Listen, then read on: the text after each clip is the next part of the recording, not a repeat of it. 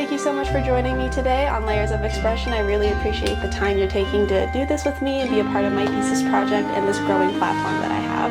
Oh, thanks for having me. I'm really excited about the opportunity to get my face out there. I love it. I love it. I've seen you add your face in some of your work too. I've noticed you've done some self-portraiture in some of the pieces you've done, which I love, and we'll totally touch on that too. So your face is there in a facet of forms.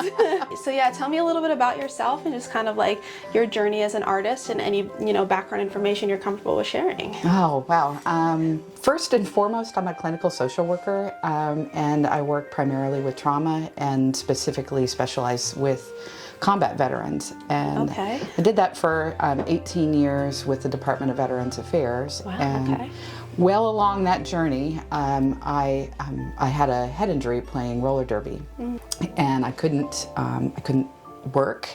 I really couldn't do anything. I also play the harp, and I used to do that professionally. And I couldn't play the instrument. I couldn't be around other people. There was really very little that I could do.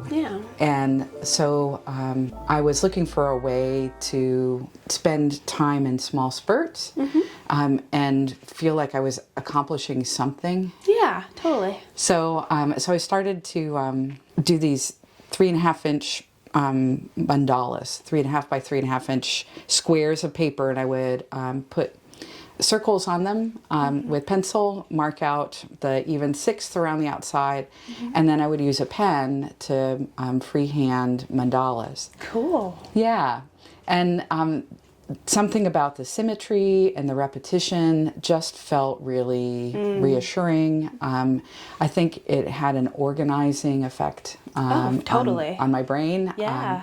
And I could put it down and come back to it. So usually at the end of the day, I would have 1 or 2 mandalas that I had finished. Cool. And it sort of marked a journey toward recovery. Now, my mother is a fine artist and a designer, retired. She still makes a little bit, but very little bit. Yeah. Growing up, I had often felt like I can never be good enough. Quite to that standard. Everyone can relate to that, I think. Yeah.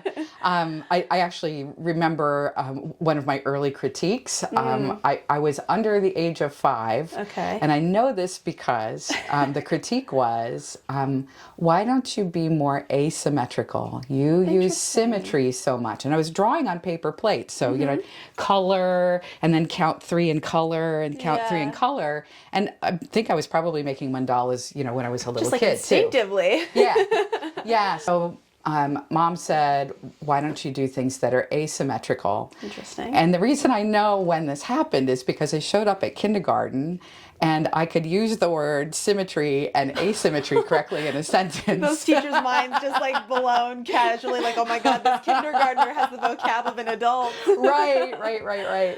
And the more the further time went on, the less I wanted to do anything visually. So I have an undergraduate degree in theater, and I play the harp, although I can't learn new music the way that I used to.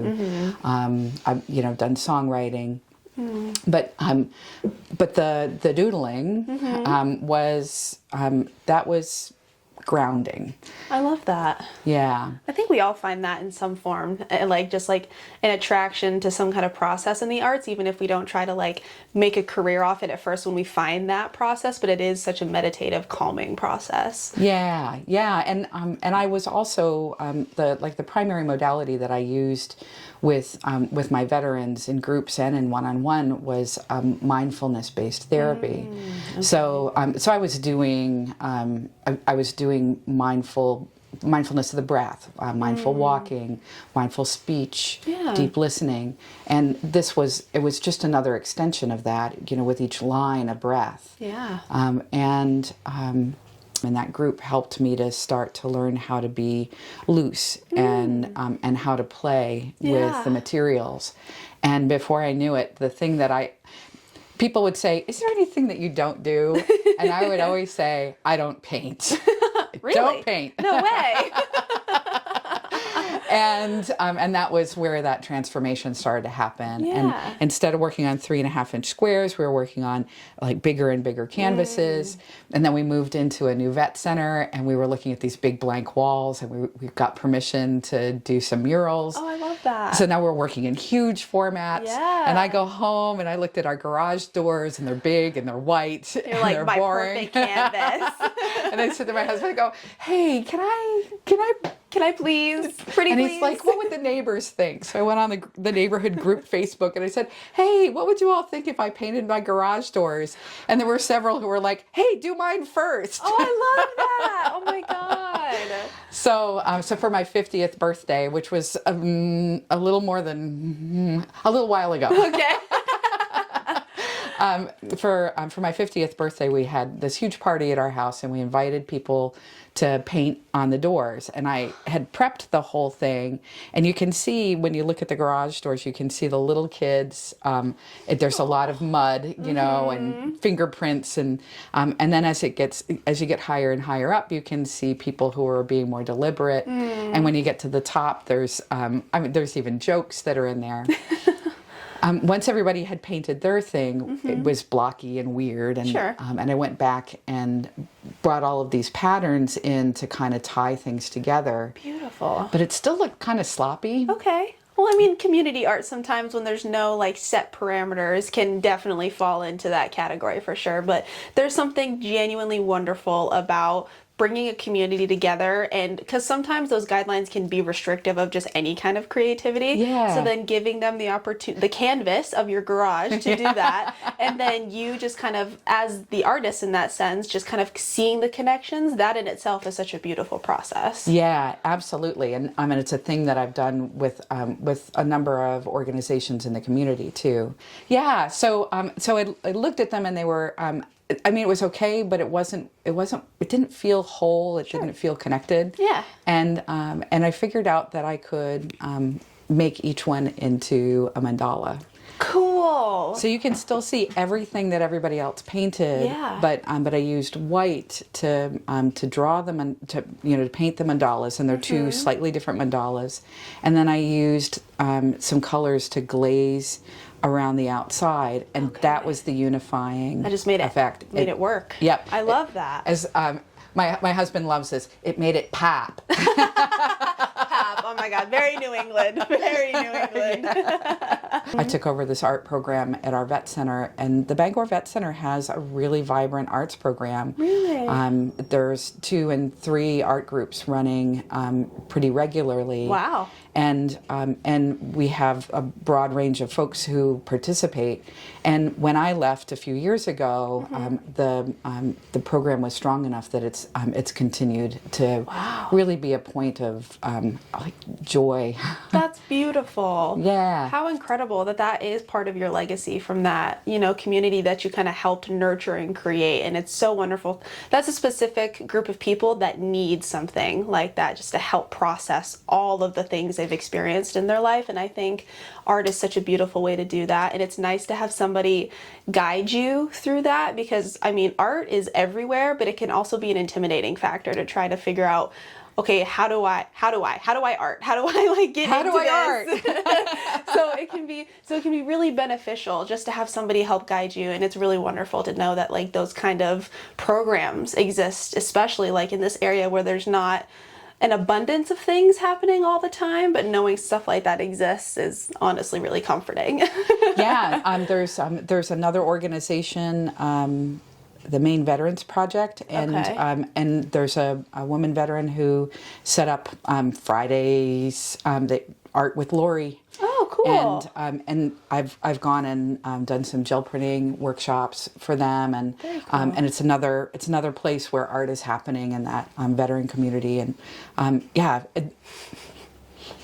Really wonderful. yeah, making art in community is I would say probably my favorite thing to do. Yeah, I can definitely see that based on just what we've talked about so far. I'd like to learn more about just like your typical process now. So now that I have a little bit of your background that I can kind of contextualize a little bit of your work, I'm curious, like what does a typical process start for you? Are you like see something out in the world and get instantly inspired, or do you do like some kind of research into a topic and then try to translate that onto canvas through your style? Like What does that look like? Mostly my process is starting with color, and I'll look for inspiration in the world or another community thing with veterans.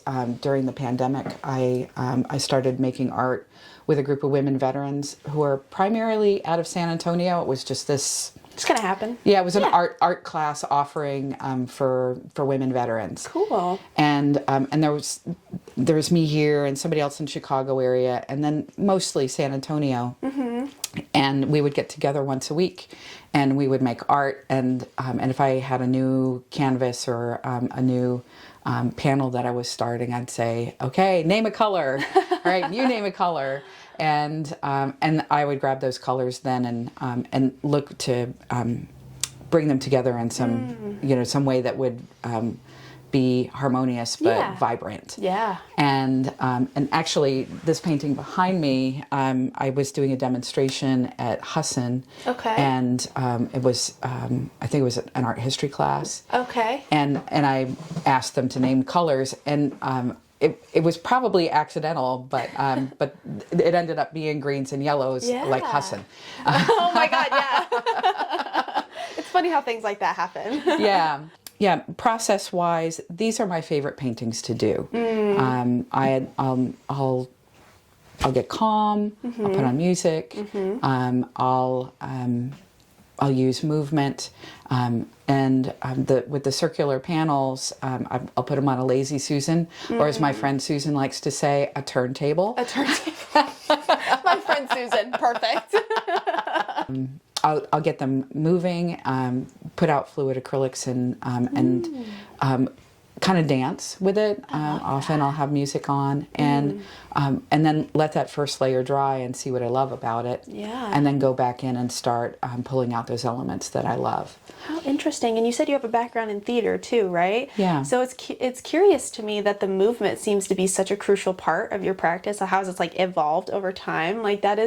It's so funny how we find those elements early in life and they kind of just stick with us. I was originally a contemporary dancer for 8 years. And yeah, even when I work with models and stuff like that, my favorite movements to recommend is always dance movements, because they just look so much more fluid, especially on camera. So again, just to see that pattern of an element you find early in life that just kind of stick with, it's almost becomes a part of you in some way. And so fluidity and movement definitely, in the pieces I've seen of yours, is very evident, and I think it just helps translate what you're trying to get across, or just kind of how your process goes. It's really beautiful, honestly, really beautiful. Thank you. Yeah, absolutely. How do you approach if someone were to try to commission a work from you? How do you approach that? Do you do the whole what kind of colors are you interested in, and then just kind of let the movement and fluidity take its own form? Yeah. The most recent commission that I finished, we were talking about color. There was a piece that she liked, and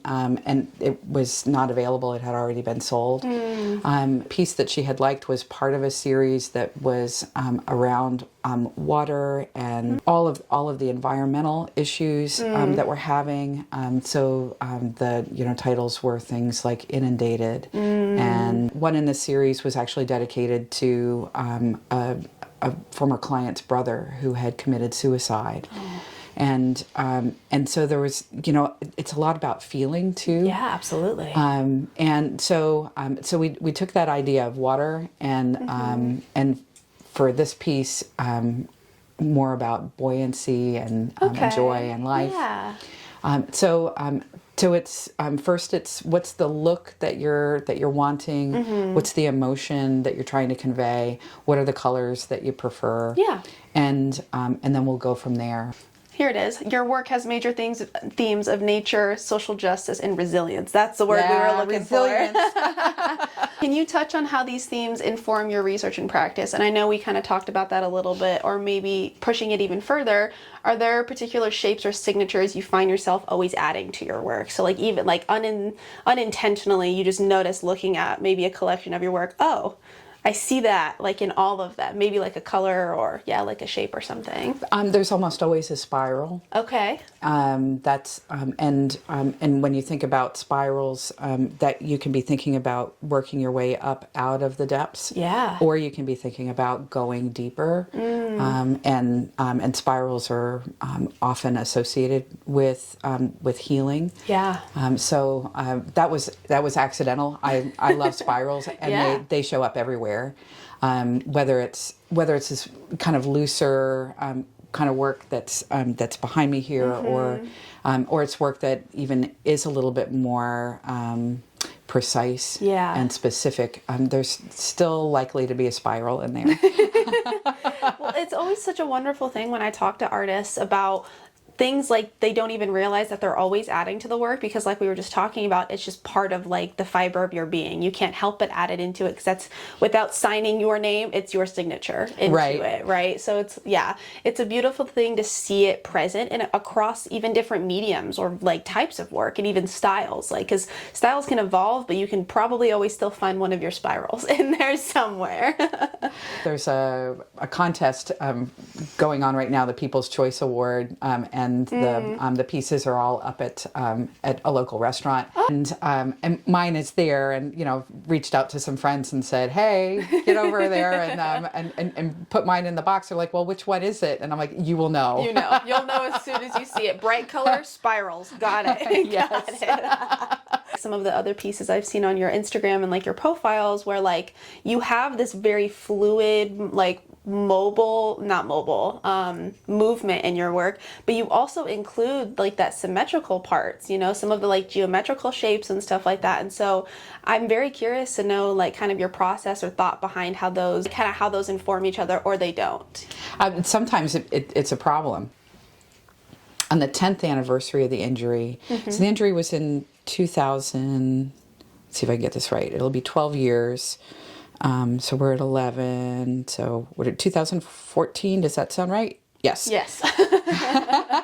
So the 10th anniversary was 2024, January 2024, and for the 10th anniversary, I created a show. Wow. Where I had 10 panels. The first piece in that series is crocheted.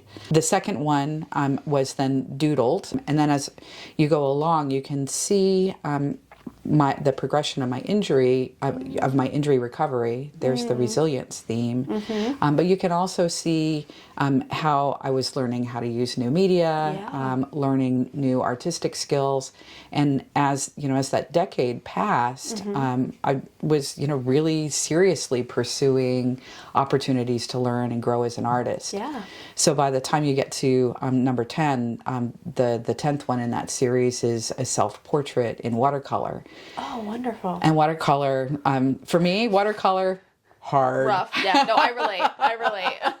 Wonderful. It's so nice to be able to channel something even positive or traumatic, like having something like that happen, into your process and be able to watch it evolve across pieces. It's really nice to be able to see that, and what a wonderful way to like contextualize your practice and also like represent your journey as well through a variety of pieces and mediums, clearly. You said it perfectly. I'm not even going to try like that.